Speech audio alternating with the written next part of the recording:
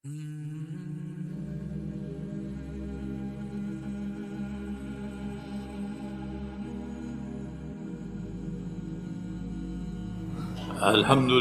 wa kafa wassalatu wassalamu ala ibadihi alladhina istafa khususan ala afdalihim wa khatamin nabiyyin Muhammadin al-Amin wa ala alihi wa sahbihi ajma'in wa ba'd. Our brother Zainul Abidin, the chairman of the Masjid Board, respected Imam, brothers and sisters here at Masjid al-Mu'minun, Assalamu Alaikum wa rahmatullahi wa barakatuh. Allah subhanahu wa ta'ala sent us the Quran. And if we do not turn to the Quran, what the Quran has come to give to us, we'll have to answer for that. It is not the New Straits Times, not the evening television that provides us with guidance, but the Quran. And nobody will differ with that. In Surah An-Nahl of the Quran, Allah speaks about the functions of the Quran. And He says, بَعْدَ أَعُوذُ بِاللَّهِ مِنَ الشَّيْطَانِ الرَّجِيمِ وَنَزَّلْنَا عَلَيْكَ الْكِتَابَ تِبْيَانًا لِكُلِّ شَيْءٍ وَهُدًى وَرَحْمَةً وَبُشْرَى لِلْمُسْلِمِينَ. صدق الله العظيم.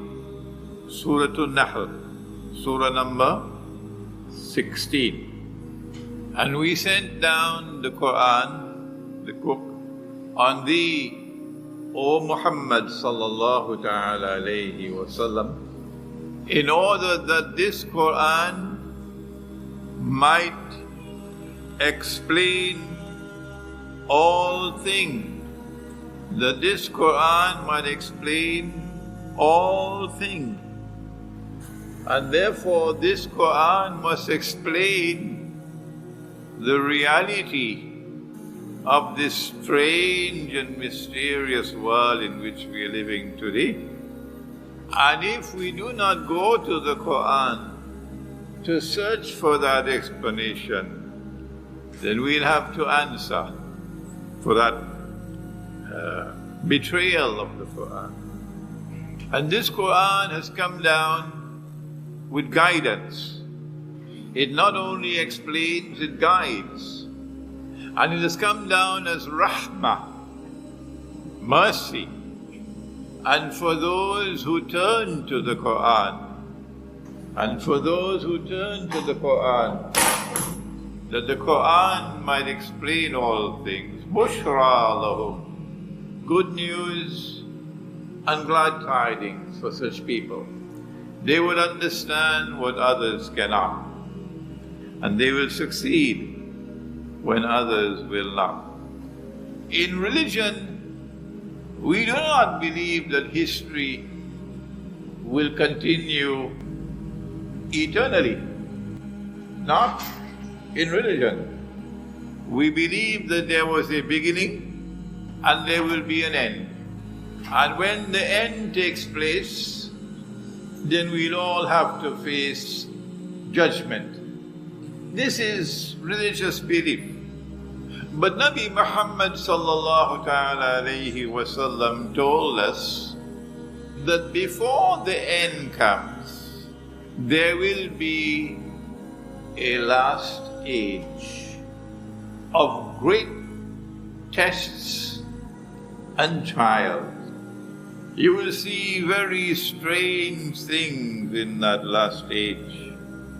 And when you see them, you must know that this is Akhirul Zaman. For example, that you will find the naked, barefooted shepherds competing with each other, sometimes in Jeddah, sometimes in Dubai, sometimes in Seoul, and sometimes you know where, to build the tallest buildings of all. And when you see that, of course, you know that this is Akhirul Zaman.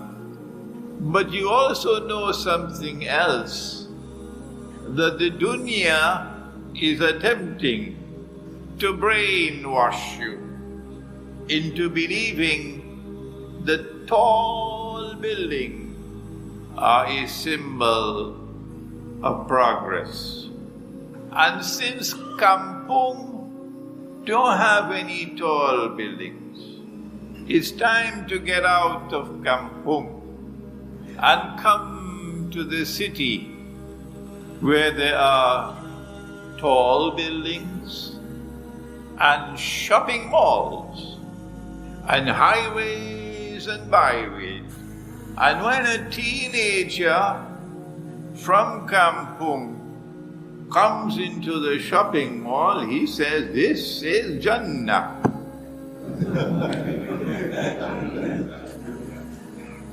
He said about Akhirul Zaman that women would be dressed and would yet be naked. So when you see the parade of flesh, and of course it is in the city, not Kampung. So if you want to see and enjoy the naked woman, you gotta leave Kampung. Come to the city. Around the world today, women in so many places are dressed and yet naked. May Allah bless the women of Islam who still hold on to the hijab and who cover themselves. May Allah bless them and build for them houses in Jannah. He said that women would dress like men. So not only is the nakedness going to lead to a sexual revolution, which of course involves Zina, and you know the price of Zina, don't you?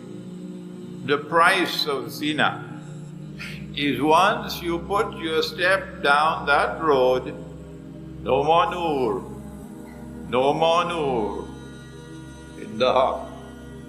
No more nur in the heart. But women would be dressed like men, indicating that in Akhirul Zaman, women will seek to assume the functional role of men in society. And the price that they would pay is terrible, because long time, MashaAllah, your mother had 12 children, and growing up, 12 children, it was so joyous, so enjoyable. And when the family came together, it was so wonderful to have so many children and grandchildren and so on. But now, no more, because she is a working woman. So now only one child, or maybe two children. And now the bonding that used to take place is no longer there. And so shaitan can come and pick them away. And this one becomes a drug addict. And that one becomes a homosexual. And family is no longer there to call you back. So she assumes a functional role of men in society with significant implications for the economy, but even more dangerous implications for the home. Are all these things happening by accident?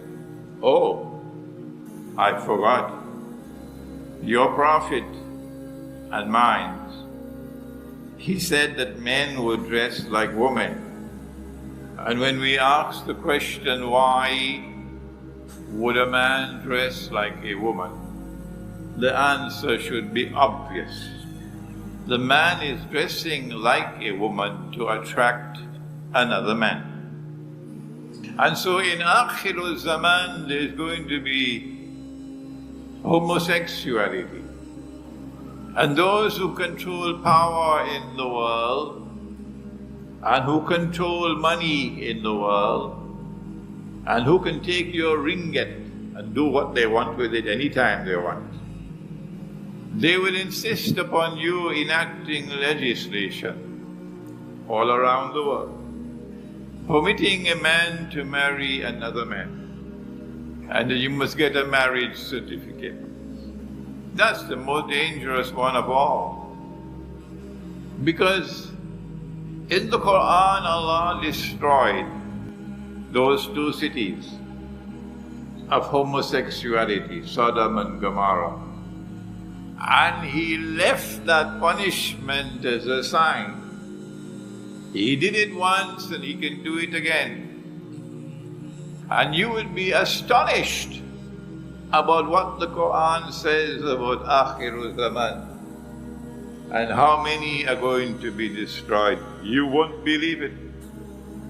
In Surah Banu Israel, which is also known as Surah Al-Isra, Allah subhanahu wa ta'ala says, وَإِن مِّن قَرْيَةٍ إِلَّا نَحْنُ مُهْلِكُوهَا قَبْلَ يَوْمِ الْقِيَامَةِ أَوْ مُعَذِّبُوهَا عَذَابًا شَدِيدًا كَانَ ذَلِكَ فِي الْكِتَابِ مَسْطُورًا.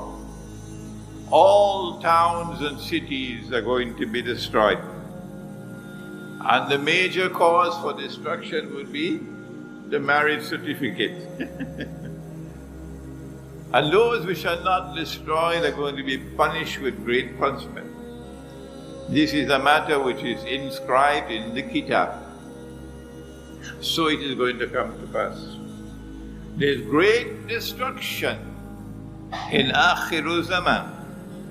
If you continue to live in a society in which the law permits a man to marry another man, then you deserve the destruction that awaits you and your family. So if you are resident in Canada, or resident in the United States, or resident in Britain, or in France, the writing is on the wall. There are many strange things happening in the world today. The disappearance of a Malaysian aircraft is just the latest. But on the scale of what is most strange of all, and for which the human mind and the human heart cries for an explanation, is that Allah speaks in the Quran about the Holy Land, Al-Ardul Muqaddasa. And He says in the Quran that He gave that land to Banu Israel. Yes, He does. The land was given to Banu Israel. But there are two ways of studying the Quran. One is the wrong way, and the other is the right way. The wrong way is when you take a verse in isolation to derive meaning, because you can make a mistake. The right way is to go to all the verses of the Quran on that particular subject. And when we do that, we find that Allah did not give the land to them unconditionally. No. He gave the land to them conditionally. What were the conditions? وَلَقَدْ كَتَبْنَا فِي الزَّبُورِ مِنْ بَعْدِ الذِّكْرِ أَنَّ الْأَرْضَ يَرِثُهَا عِبَادِيَ الصَّالِحُونَ.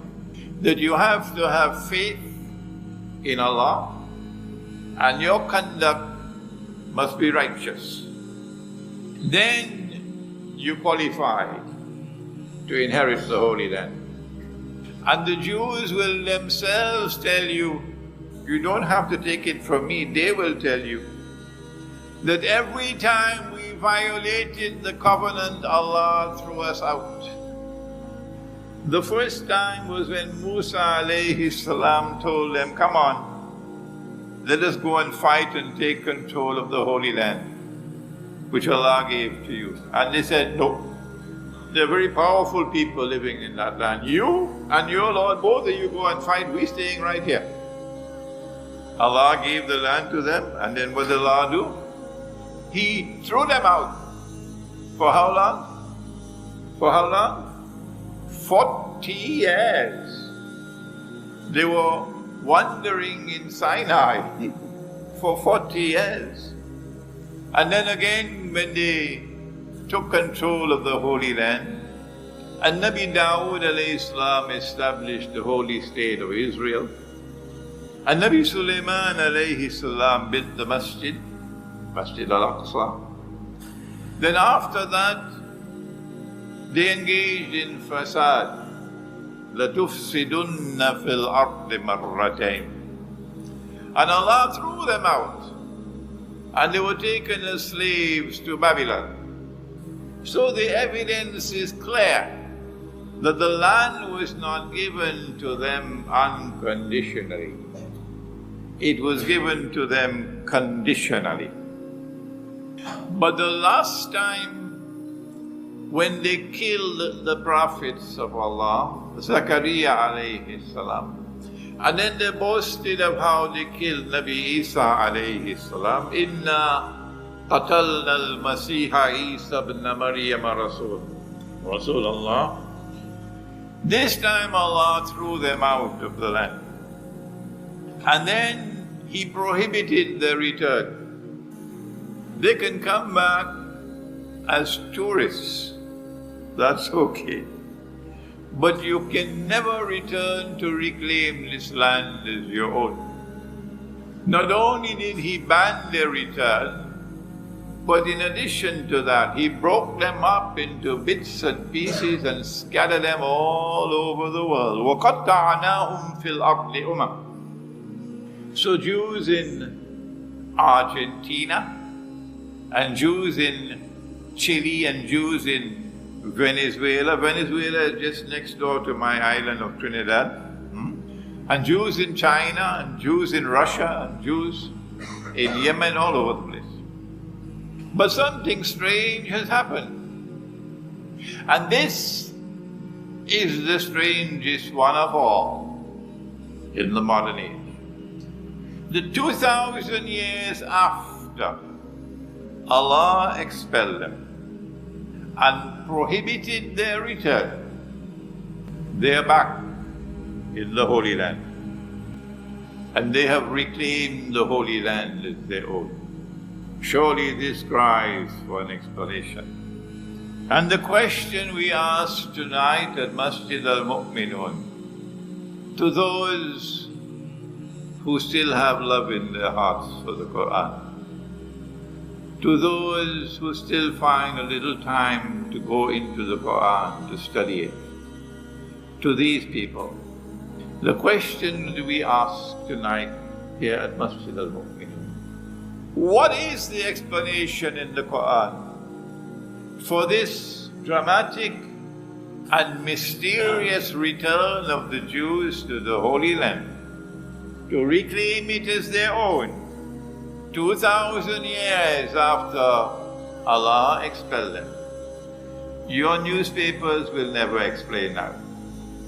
The television stations will never touch that subject.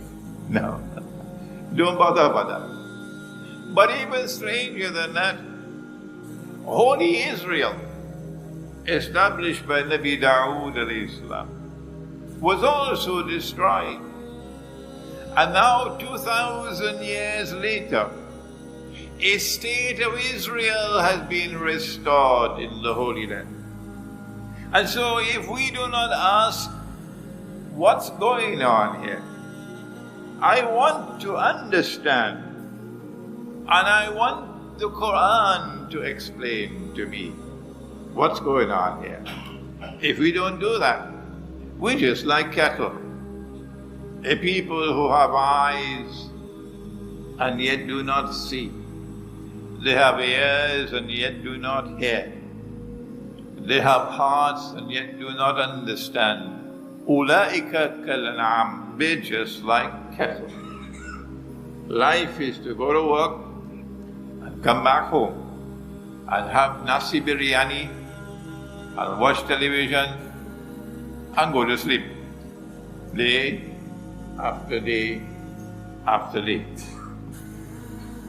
Not only has the state of Israel been restored in the Holy Land, but more than that, at the time when Israel was restored, a little island off the coast of Europe never walked on the stage of history. Napoleon Bonaparte contemptuously dismissed Britain as a nation of shopkeepers. And this little island off the coast of Europe becomes the ruling state in the world, taking control of every single strategically important naval port in the whole world. And it is Britain who plays the most crucial role of all in the return of the Jews to the Holy Land and in the restoration of the state of Israel. And then came a dramatic transfer of power from Pax Britannica to Pax Americana. And now America is the ruling power in the world. And the United States of America continues this mysterious relationship with Israel, providing the baby with everything that the baby needs, not only to survive, but to grow up strong and healthy. Massive, massive economic aid, massive military aid, massive transfer of military technology, and endless vetoes in the Security Council of the United Nations to protect Israel. And so over a period of 60 years or more, this baby Israel grows to become so powerful today that no politician, none, in the United States of America dares to criticize Israel. You finished. Israel controls the US Congress, and the United States is the ruling state in the world. So how do we explain the return of the Jews to the Holy Land 2,000 years after they were expelled, and their return is prohibited? The restoration of a state of Israel in the Holy Land 2,000 years after Allah destroyed it, and the growth of Israel to a status now akin to ruling state in the world. Is there anything in the Quran which explains this? We now turn to Surah Al-Anbiya of the Quran. And remember, wrong methodology and right methodology. Right methodology is you don't take a verse in isolation. You take all the data in the Quran pertaining to that subject. In Surah Al-Anbiya, Allah subhanahu wa ta'ala speaks about a town. The Arabic word is qarya. And he says, وَحَرَامٌ عَلَى قَرْيَةٍ أَهْلَكْنَاهَا أَنَّهُمْ لَا يَرْجِعُونَ.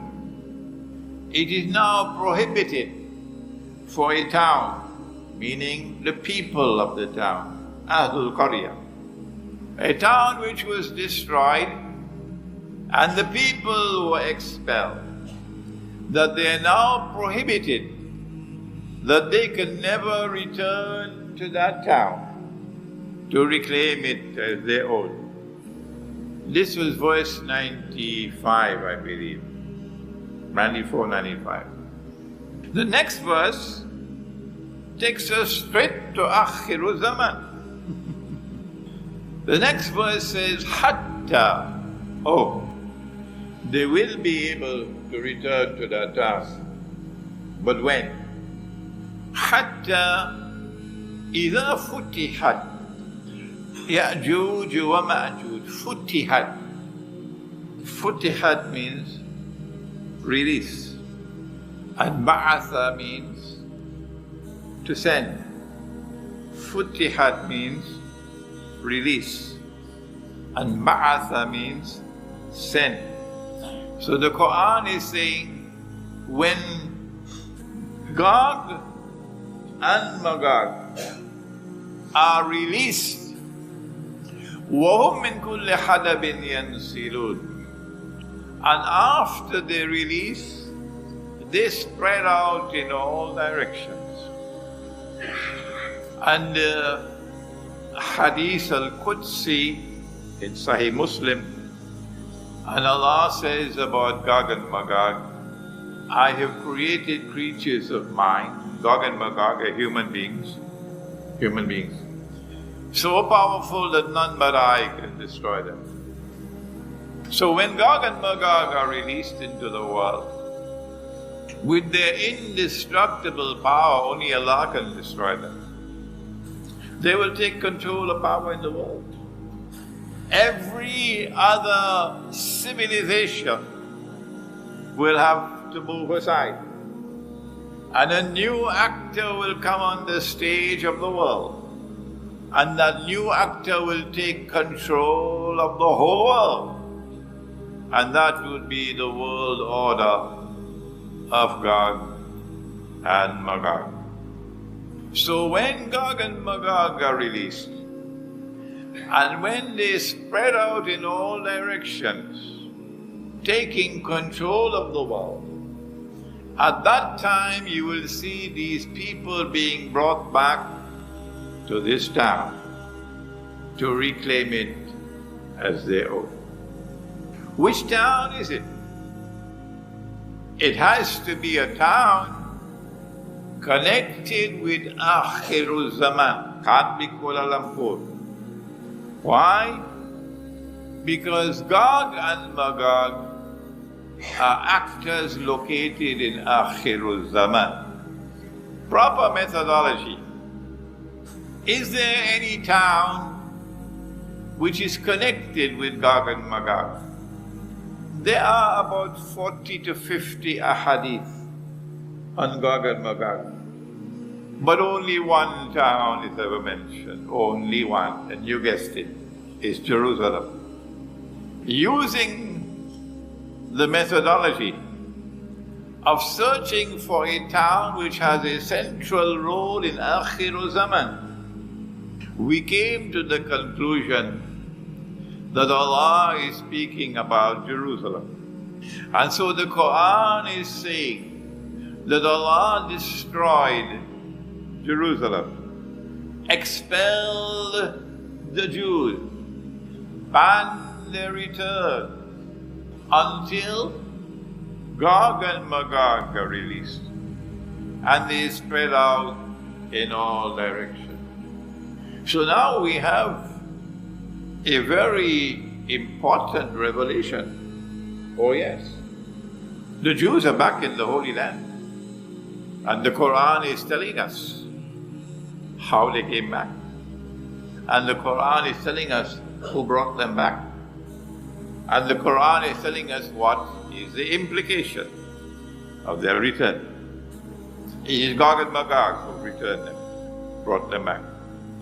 But unfortunately, I have been teaching the subject of Gog and Magog for 20 years now. From New York, where I used to be, around the world. And mine has been a voice crying in the wilderness. I can't get the world of Islamic scholarship, I can't get them to come and take up the subject of Gog and Magog. Yes. I have a book outside, An Islamic View of Gog and Magog in the modern world. We don't have the time to take up the subject, so you can read that book. But the major work is entitled Jerusalem in the Quran. Some of you may have already read that book. We have that book in Bahasa now. Unfortunately, we didn't bring it tonight, so you can get it in English. But if you come tomorrow night to my lecture, Jalal, you know where it is tomorrow night? Huh? Third space in Pantai Dalam. Third space in Pantai Dalam. Here's Jalal, he'll let you know where it is. You can get the Bahasa book tomorrow night. And so now we are faced with a calamitous situation that Gog and Magog cannot be destroyed. No. But Gog and Magog have PhDs in committing fasad. Everything they touch, they spoil it, they corrupt it, they destroy it. Everything. And so when we look today at the world of money, and very few people are prepared to do that. For 1400 years, my gosh, this ummah used dinar and dirham. For 1400 years we used dinar and dirham. Dinar and dirham are in the Quran. Dinar and dirham are in the Sunnah of the Prophet ﷺ. Gog and Magog took dinar and dirham out of the market, prohibited the use of dinar and dirham as money. It is there in the Articles of Agreement of the International Monetary Fund. And then replaced the dinar and dirham with bogus and fraudulent and utterly haram paper, plastic, and now electronic money, in order to perpetrate fasad.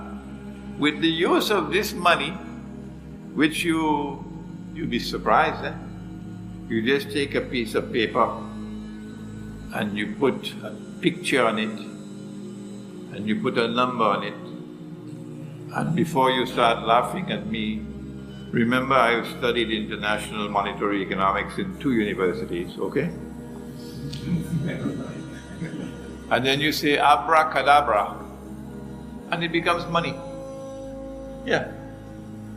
But when we do the same thing, our money can't do anything with it.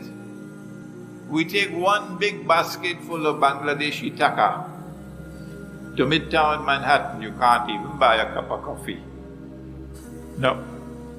But you take $1 US and you can go to any kampung in Indonesia and they have a ready market for it. Because of this money, you could have the banking system, which is the sister of the monetary system.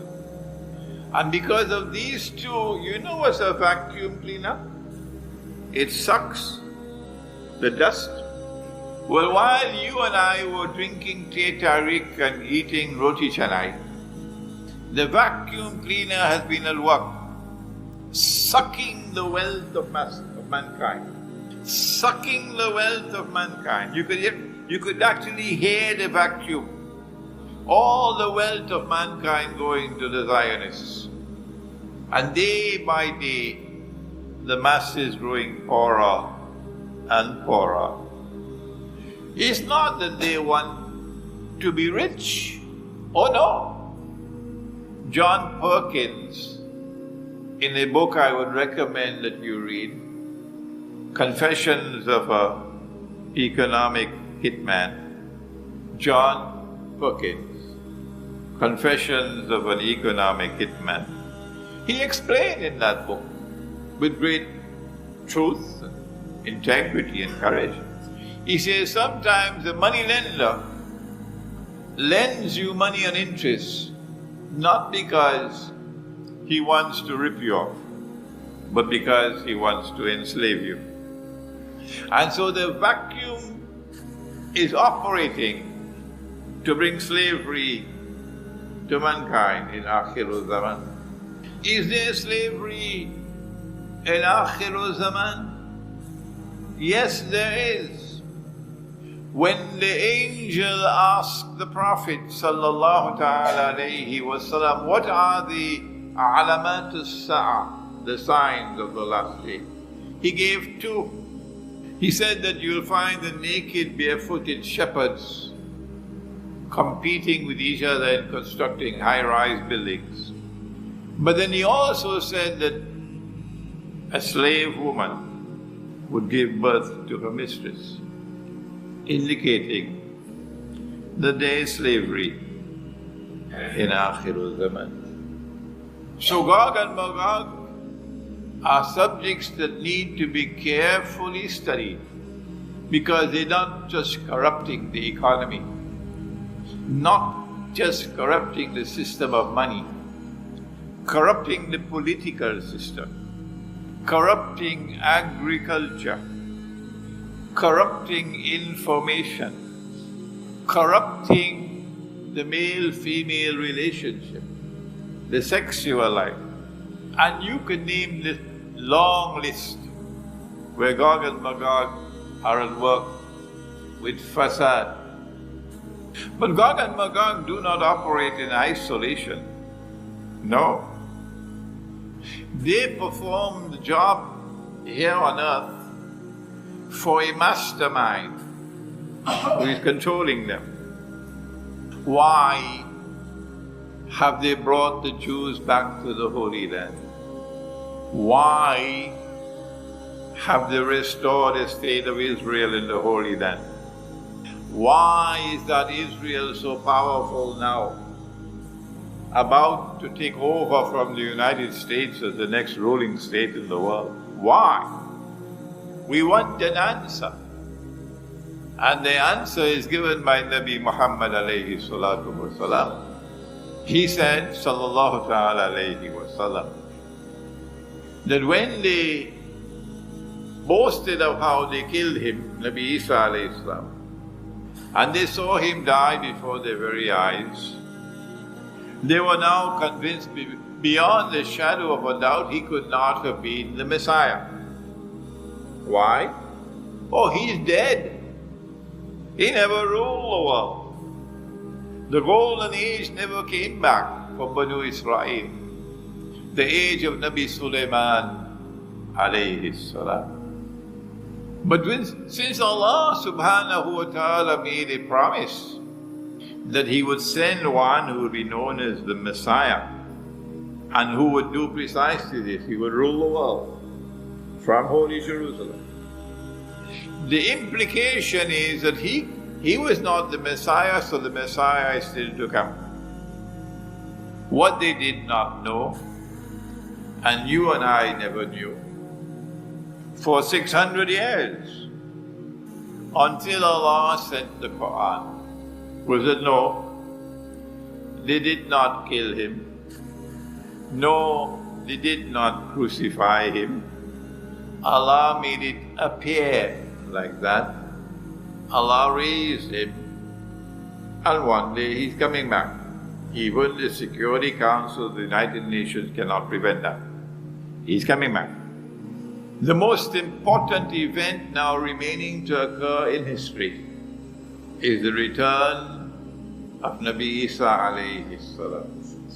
And if you study Islamic eschatology, it is possible for you to have an average framework of how many years, how much time there is remaining. It is certainly not 100 years, much less than that. Sometimes when you are very tired, the mind just goes blank.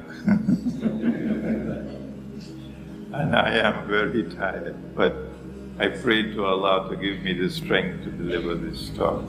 Yeah. Not only are they wrong when they say that they killed him. No. They did not kill him. Allah raised him. He's going to come back. But Nabi Muhammad alayhi salatu wasalam said that before he comes back, Allah is going to release into the world someone who is going to seek to impersonate the true Messiah. Now, what is the bahasa for impersonate? Minyama. Impersonate, minyama. Allah is going to create someone and program him to impersonate, minyama. Huh? All right, never mind. And he will be Dajjal. We do not have the time tonight, in the little time which remains, to give you an exhaustive summary on the subject of Dajjal. But if you read my book, Jerusalem in the Quran, that is enough for you. In order for Dajjal to successfully impersonate the Messiah, he will have to do a number of things. Number one, the Holy Land is under the control of Muslims. So he'll have to liberate the Holy Land for the Jews. He did that in 1917. Number two, he'll have to bring the Jews back to the Holy Land to reclaim it as their own. He did that already. Number three, he'll have to restore a state of Israel in the Holy Land and get the Jews to believe that this is Holy Israel. He's done that already. But number four, he'll have to cause this Israel to become the ruling state in the world. So in stage one, he had Pax Britannica, a day like a year. And in stage two, he had Pax Americana, a day like a month. And in stage three, he'll have Pax Judaica, a day like a week. And at that time, Israel will lay claim to be the ruling state in the world. When Israel becomes the ruling state in the world, then a man will be born. He has to be born of human parents, must be born. Why?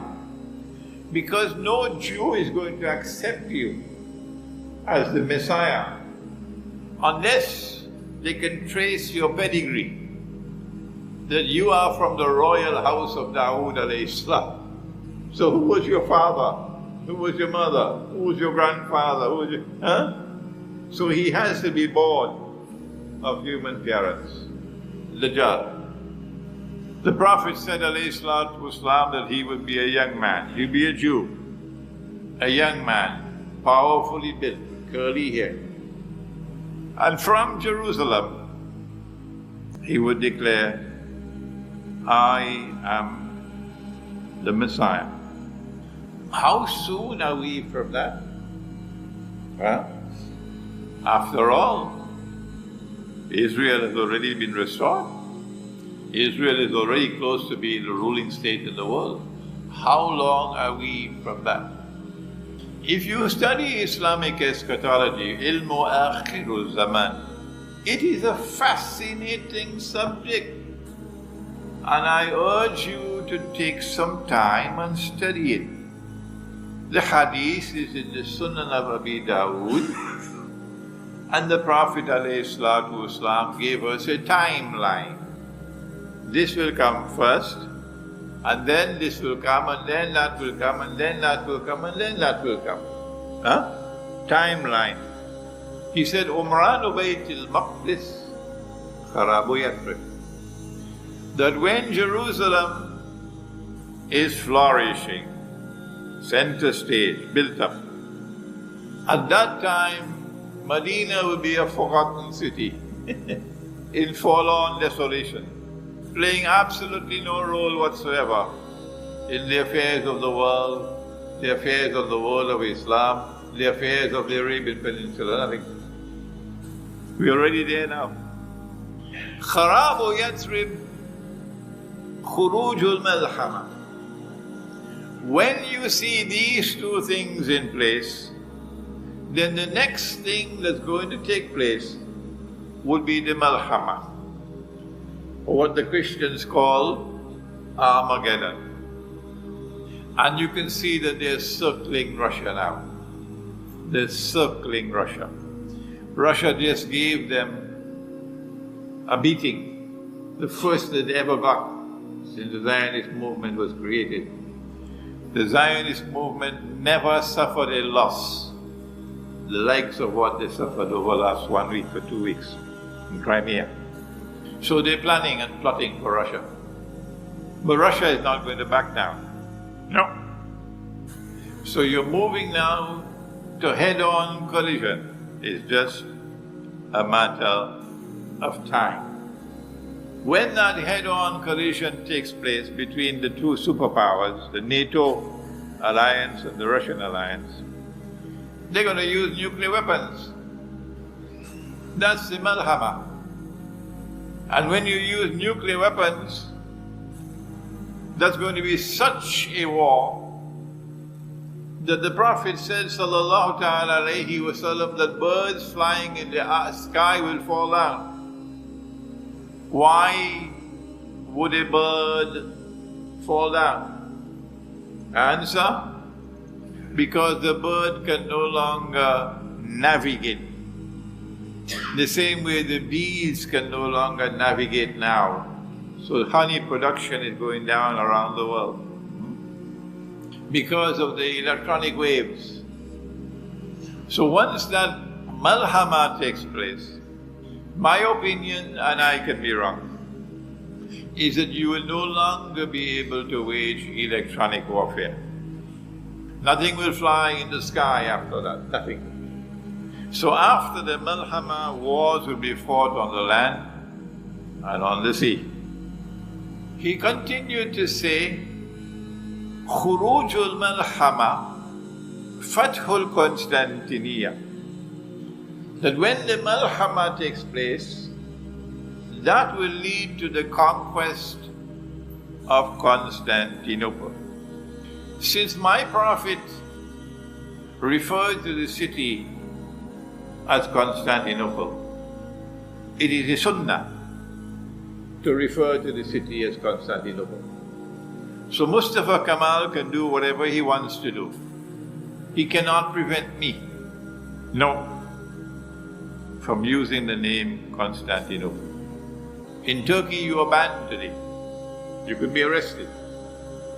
I wonder why.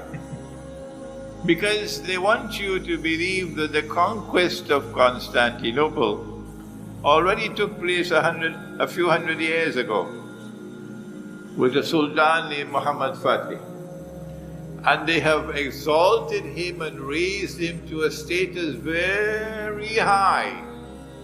That this is the man that Nabi Muhammad ﷺ praised. لَتَفْتَحَنَّ الْقُنْسْتَنْتِنِيَّةَ. You will most certainly conquer Constantinople. وَلَنِعْمَ الْأَمِيرُ آمِرُهَا. And he praised the commander-in-chief. وَلَنِعْمَ الْجَيْشُ ذَلِكَ الْجَيْشُ. And he praised the army.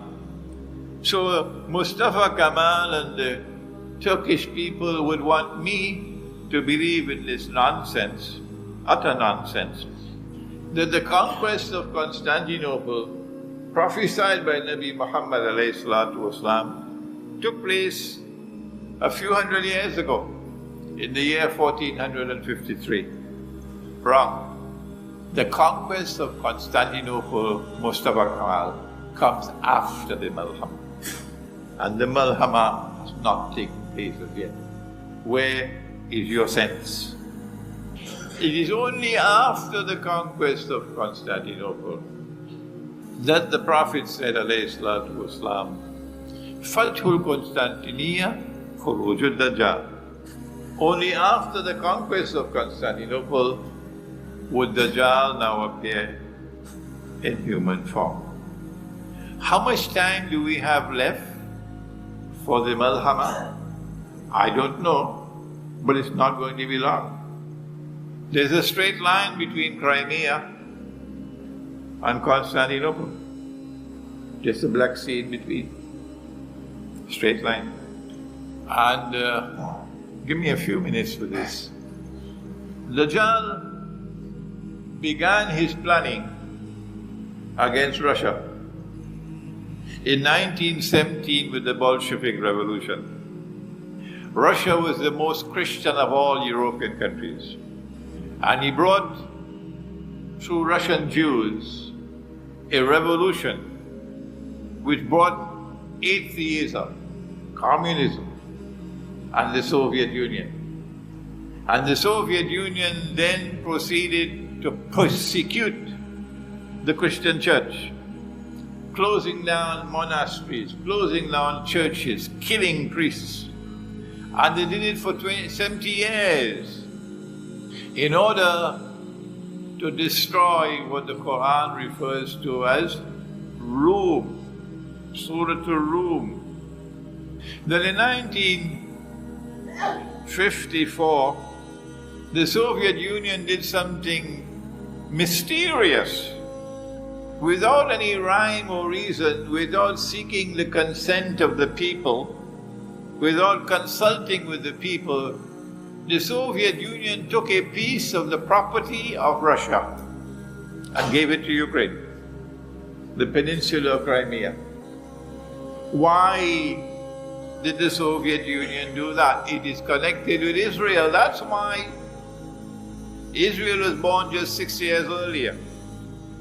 And the master plan is to deny Russia Crimea. Then came the 1980s, when they used the same methodology of demonstrations on the street, like you now have in Venezuela, and you had in Ukraine for a few months.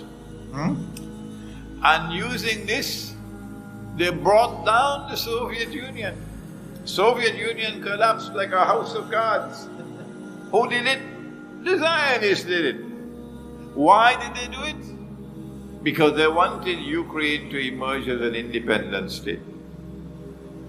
When Ukraine emerges as an independent state, then the next step is to have a government in Ukraine which will be anti-Russia and pro-West. And they got that 3 weeks ago, when the president had to flee and they took over the country.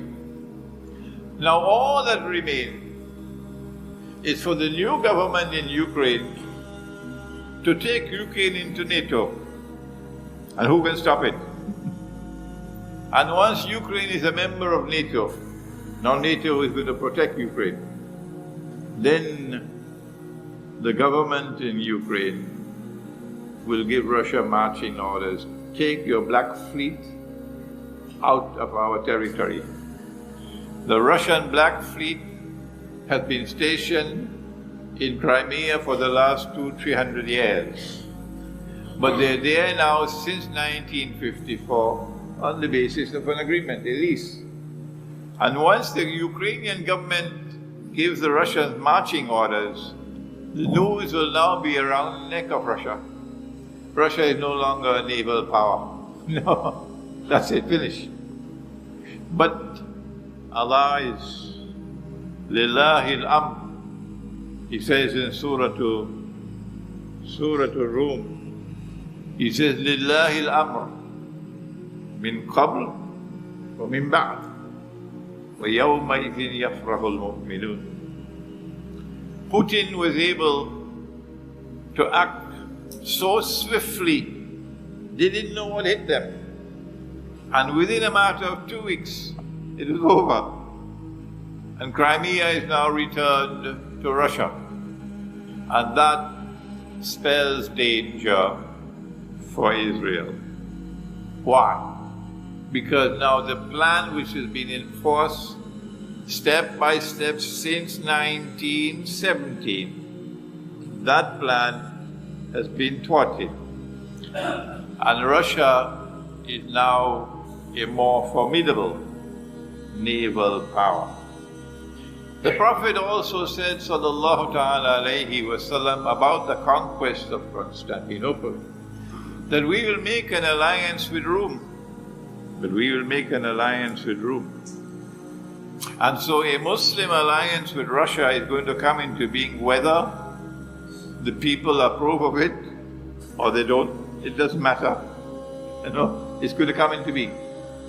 Because both Russia and the world of Islam that is faithful to Allah and His Messenger are in opposition to the Zionists. And so we can now see that the conquest of Constantinople, which is coming, will be on the basis of a joint attack. That the Muslim army will attack on the land, and the Russian Navy will attack from Crimea on the sea. And when NATO loses Constantinople, the back of NATO is broken. The next step will be the Khuruj of Dajjal. Now, before we end, let's go to another timeline. This is a hadith. There's another timeline. And this timeline tells us more than that one of Sunan of Abi Dawud. It is not by accident that the greatest amount of space in the Quran devoted to any Nabi is devoted to Nabi Musa alayhi salam. Far and away the most, Nabi Musa alayhi salam. Why? Because it has implications for Akhiru Zaman, that's why. What happened was there was an epic encounter between Firaun, who was all-powerful, who was godless, who was wicked, who was an oppressor, and the Muslims who were Banu Israel with Musa alayhi salam, and who had no tanks and no weapons, who were weak, but who had faith in Allah, and were the oppressed. And in that struggle between oppressor and oppressed, Allah sent to the oppressor sign after sign as a warning. How many? 9. Until eventually, at the last moment, Allah parted the sea and Banu Israel were able to cross. And when Firaun and his army attempted to cross, they were destroyed. That's how it ended the first time. Is this going to be repeated in Akhiru Zaman?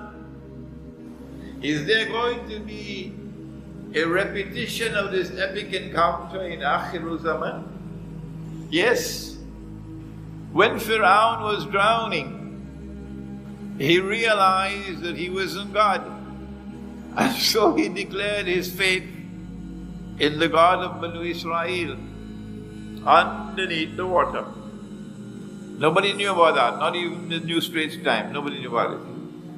When he declared his faith in the God of Banu Israel, Allah subhanahu wa ta'ala then responded and said, and this ayah is in Surah Yunus, correct. Al-an, now Firaun, now, وَقَدْ عَصَيْتَ قَبْلُ, and before this you were in obstinate and arrogant rejection. وَكُنْتَ مِنَ الْمُفْسِدِينَ, and you were corrupting and destroying the world. فَالْيَوْمَ نُنَجِّيكَ بِبَدَنِكَ, this day we have determined to preserve your badan, your physical body. Your physical body cannot be destroyed. We will preserve it. Why?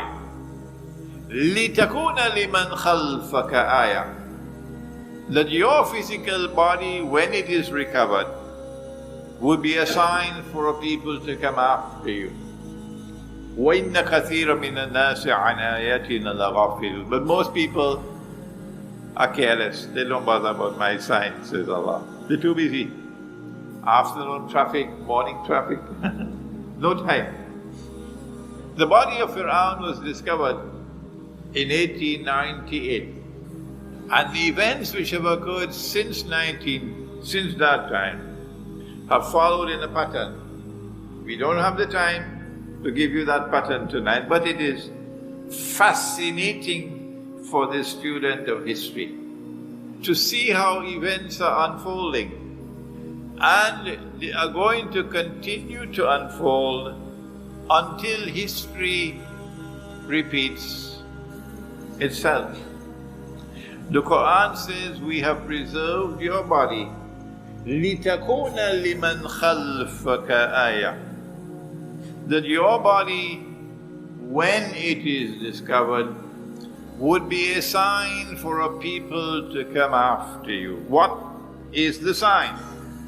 Your brother Imran gives an opinion, and when he gives an opinion, the rule is never to accept his opinion. No, never, until you are convinced that it is correct. This is the respect I have for your rational faculty, for your intellect. My opinion is that the sign is that when the body of Firaun is discovered, history will now repeat itself. So if you want to understand the reality of the world today, go to the Quran and study the story of Musa alayhi salam. And you see the events unfolding one by one, which will culminate the same way. At that time it will strike the water. At this time it will be the Son of Mary who will descend. I have taken you tonight on a tour of the Quran, going to several verses of the Quran, hoping that by Allah's leave your appetite would be whetted, and you now go back home and pick up the Quran and study it. Yes, the Quran and the Hadith do explain the reality of the world today, and if we don't go to them to study what they explain, then we'll have to answer for that omission one day. ربنا تقبل منا إنك أنت السميع العليم وتب علينا يا مولانا إنك أنت التواب الرحيم برحمتك يا أرحم الراحمين آمين.